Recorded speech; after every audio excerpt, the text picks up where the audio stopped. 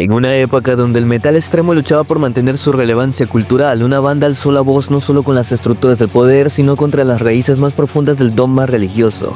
Desde las entrañas de Polonia, uno de los países más católicos de Europa, surgió un manifiesto en forma de álbum, crudo, blasfemo, filosófico y existencial, The Satanists. No solamente fue un disco, sino un desafío, un acto de guerra contra la opresión ideológica y lo espiritual. En este video veremos la historia detrás de este álbum. En 2010, la banda Behemoth se encontraba en la cima del metal extremo europeo. El álbum Evangelion había elevado su estatus internacional, posicionándolos como referentes del blackened death metal. Sin embargo, todo cambiaría ese mismo año.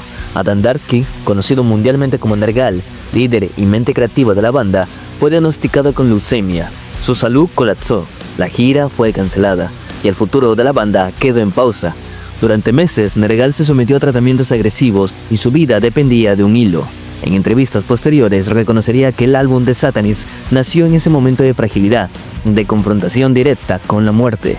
El disco, en sus palabras, es un testamento existencial, no solo una declaración interreligiosa, sino una exploración de la mortalidad, el espíritu humano y la liberación a través del arte.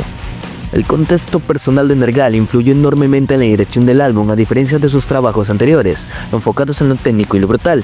El álbum de Satanists se planteó como una obra emocional, ritualista, cruda. Cada nota, cada letra, cada textura sonora fue creada para provocar, pero también para conectar con lo más íntimo del ser humano, ese miedo, esa rabia, esa necesidad de trascender. La grabación de este álbum se realizó en el año 2013, principalmente en Hertz Studio, Polonia, pero no fue una producción convencional. La banda incorporó elementos ajenos del metal, como trompetas, orquestaciones disonantes, coros litúrgicos y grabaciones en vivo que aumentaban la densidad espiritual de este disco. Incluso la portada, creada por Denise Forkas, fue pintada con sangre real de Nergal, una representación literal de entregar el cuerpo al arte. Behemoth no solo buscaba hacer un buen álbum, querían dejar una marca imborrable, y lo lograron.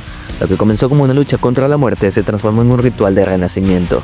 El álbum no solamente era un título provocador, sino también una filosofía detrás. Cuando The Satanists vio la luz en febrero del año 2014, el metal extremo se sacudió, desde su primer tema, el cual es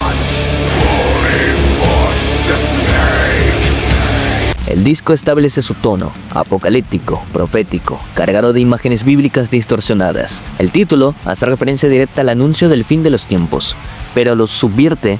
Aquí la trompeta no anuncia salvación, sino destrucción y rebelión. Las letras del álbum están llenas de simbolismo religioso, ocultismo, poesía ritual y referencias filosóficas. Nergal se inspiró en textos de Nietzsche, William Blake y el misticismo gnóstico. En Ora Pro Nobis Lucifer, equipara al ángel caído con el poder de la voluntad libre. Dicho Lucifer, más que un símbolo de maldad, se convierte en el arquetipo del hombre que se rebela contra el cielo. Sé obedientes a mí.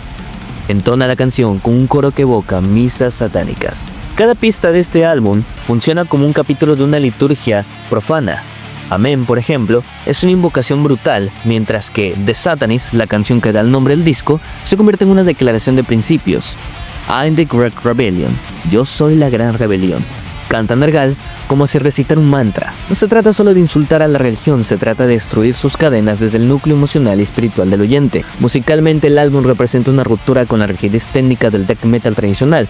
Aquí hay espacio para todo, para la atmósfera, la improvisación, los silencios tensos. La producción deliberadamente orgánica evita la sobrecomprensión digital. La batería, por ejemplo, suena cruda, las guitarras respiran y la voz de Nergal, desgarrada por la enfermedad y la pasión, se convierte en una herramienta de exorcismo. Behemoth no quería sonar perfecto, quería sonar humano, doloroso, verdadero. El lanzamiento del álbum no solamente fue polémico por su contenido musical, sino que en Polonia, donde el catolicismo está profundamente arraigado, el álbum fue considerado una provocación directa a las instituciones religiosas. Desde años antes, Nergal ya era una figura controvertida, especialmente en el año 2007, cuando fue denunciado penalmente por romper una Biblia en el escenario, en vivo, acto que generó amenazas, boicos y procesos judiciales por ofensa a los sentimientos religiosos. Con The Satanists, esta tensión escaló mucho más. La Iglesia Católica Polaca lo acusó públicamente de promover la apostasía. Diversos grupos religiosos intentaron impedir la distribución del álbum en tiendas locales, mientras sectores políticos conservadores presionaban para limitar esos conciertos. Behemoth no solamente era una banda en ese entonces, sino que se convirtió en un símbolo de resistencia cultural y secularismo. Lejos de ceder, Merglar respondió con inteligencia. Aprovechó su notoriedad para abrir debates públicos sobre la separación entre iglesia y Estado, el derecho a la libertad artística y el rol de la religión en la vida pública. Incluso llegó a ganar el juicio por el caso de la Biblia, argumentando que su performance era una forma de expresión crítica protegida por la libertad del arte. En el contexto polaco, The Satanis no fue simplemente un disco oscuro, sino también un acto de protesta. Ese manifiesto en forma de álbum que cuestionaba el dominio moral y simbólico de la iglesia. La portada, la letra, los videoclips, incluyendo escenas grabadas en iglesias abandonadas, fueron meticulosamente diseñados para provocar un terreno cultural. La controversia incluso atrajo atención internacional. Medios como The Guardian, Metal Hammer y Rolling Stone cubrieron este caso, haciendo que Behemoth no solamente era una banda polémica, sino una figura central en la batalla por la libertad de expresión artística en Europa del Este. Con el paso de los años, este álbum ha sido considerado uno de los discos más importantes de la historia del metal extremo se refiere, no solo por su calidad musical, sino por su contexto, su impacto social y su audaz rechazo a la complacencia. Fue elegido Mejor Álbum del Año por revistas como Metal Hammer y Decibel Magazine. En el año 2023, una década después, sigue siendo objeto de análisis y reverencia. Behemoth no volvió a ser el mismo después de este disco. Aunque lanzaron álbumes posteriores como I Love You Are Your Darkest, ninguno capturó la intensidad emocional, simbólica y cultural que tuvo The Satanis. En muchos sentidos, este álbum fue la cima creativa de la banda, el momento exacto en que su propuesta estética, ideológica y musical se alineó a la perfección.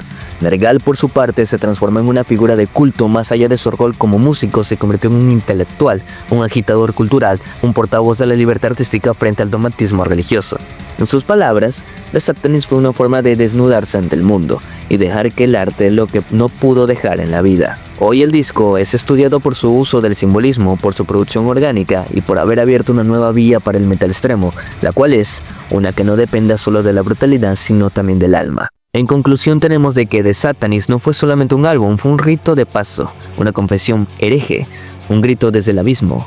Behemoth no quiso complacer, quiso incomodar, no quiso agradar, quiso despertar. Enfrentaron a la muerte, a la iglesia, al sistema y regresaron con una obra maestra en las manos. En un mundo donde lo correcto suele imponerse a lo auténtico, The Satanis nos recuerda que el arte verdadero nace del conflicto, del dolor, del coraje. Pero dime, ¿qué opinas tú? Te leo en los comentarios. Sin más que decir, mi nombre es Baker y esto es El Nostálgico del Metal. Nos vemos en el video entrante. Te mando un gran abrazo.